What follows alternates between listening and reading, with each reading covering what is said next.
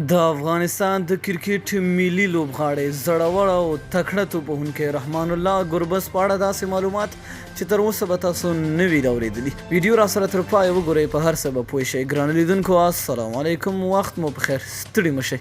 عبدالله عادل لیک رحمان الله ګربز د افغانستان په کرکټ کې تقریبا نوی خو ځلیدلی نوم دی. رحمان الله هغه افغان لوبغاړی دی چې په لومړي ځل لوبېدو سره د لوبلړۍ غوره لوبغاړی وټاکل شو. رحمان الله ګربز د 2001 کال د نومبر پر 28مه د نړۍ ته سترګې پرانیستې دي او د 2019 کال په سپټمبر کې افغان ملي لوبډلې ته راغلی. نوموړی ښی پیلس توپوهونکی او وکټ کیپر دی. راځو کورنۍ کرکټ ته. رحمان الله ګربز خپله لومړۍ لیسټای لوبه د 2018 کال د جنوري پر 28مه زیمبابوې ته په لوبي سفر کې د افغان الف لوبډلې په ګډه د زیمبابوې الف لوبډلې پر وړاندې ترسره کړی او کورنۍ کرکټ کې خپله لومړۍ شلوریزه لوبه د میساینک په ګټه د 2018 کال د سپټمبر پر 12مه په شپږیزه لیګ کې ترسره کړی. هغه همدا ډول خپله لومړۍ فرست کلاس لوبه بیا هم د میساینک لوبډلې په ګټه د 2013 کال د مارچ پر لومړۍ نیټه په احمد شاه ابدالي څلور ورځنیو سیالیو کې ترسره کړی. د 2013 کال په سپټمبر کې رحمان الله ګربز د لومړي پړاو افغان کرکټ لیګ لپاره د پکتیا په لوبډله کې غوره شو. ګورو نړیوال کرکټ. د 2018 کال په ډسمبر کې رحمان الله ګربز د 2013 کال د 19 کلنو د کم عمره لوبغاړو په نړیوال جام کې د افغانستان په لوبډله کې غوره شو. د 2019 کال په اکتوبر کې رحمان الله ګربز د 19 کلنو څخه د کم ځوانانو په آسیا جام کې د افغانستان مخکښه منډې جوړونکی و.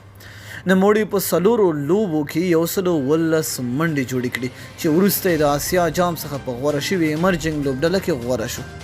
د 2019 کال په اګست میاشت کې هغه د لومړي ځل لپاره افغان ملي لوبډلې ته لاره پیدا کړه او بنګلادیش په کوربتوب د درې اړخیزو شلو وریزو لوبو لپاره په افغان ملي لوبډله کې غوره شو او په همدغه لوبلړۍ کې د سپټمبر په 14مه خپله لومړۍ شلو وریزه لوبه د زیمبابوې هیواد خلاف ترسره کړه.